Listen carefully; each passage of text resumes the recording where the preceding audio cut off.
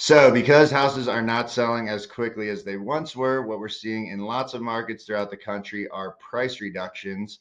And I'm going to compare that to a 2-1 buy down, which I'll explain. Makes sense, your house isn't selling as quickly as you wanted, lower the price. That should get the offer you need, right? Well, let's take a look at the two things side by side. And to do that, so this is the original price. Let's say they had it for 775.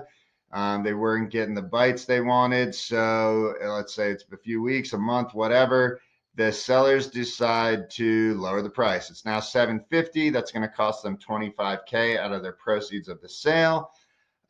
Great, right? You'd much rather get the house for 750 than 775.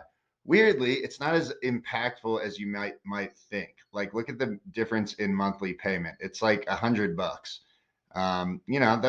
That's nice. And then cash to close, maybe $5,000, also nice.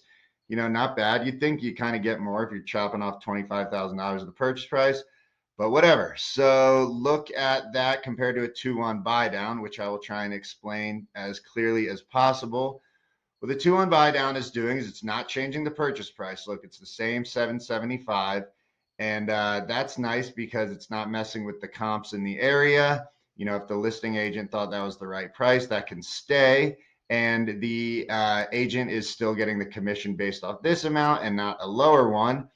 But the seller is actually going to contribute this amount right here to temporarily buy down the rate for years 1 and 2 for the buyer. So year 1 they have a 3.5% interest rate, year 2 4.5%, and then after that it goes up to the 5.5%.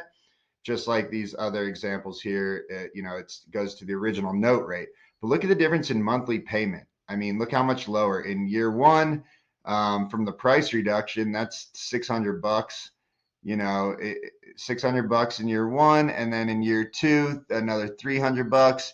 Saving a lot of money. And it's nice. Let's say if somebody was on maternity leave, or they were getting a raise down the line, a few years from now, it kind of helps maybe for a first-time home buyer kind of ease into their new payment, which will ultimately be the same once it comes back to that 5.5% interest rate. But what's pretty cool to notice is that you're saving a lot because you got that lower interest rate for years 1 and 2, and we can see that here. Look at the savings over 60 months. From the original and price reduction. I mean, you're saving a lot of money and you're paying a lot less in interest. So this is actually a really cool option that, again, depending on the scenario, it may be much more beneficial for the buyer and the seller. And they're actually each, in this example, the sellers, saving more money. They're not chopping off 25K. They were only contributing 13K. And it actually kind of saved the borrower a lot more money than just taking off doing a price reduction.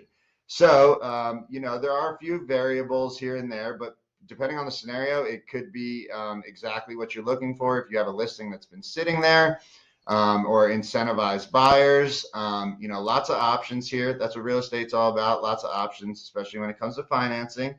Another thing to consider is that if rates did drop, let's say, so the note rate was 5.5% on this example. Let's say rates dropped in 18 months, they were down at 4%. You could refi, and that contribution that the seller made would then be in an escrow account and would be refunded to the borrower. So it's not like you're losing it. Anyways, it's kind of a cool option. I hope I explained it clearly, and let me know if you have any questions. Thank you. Bye.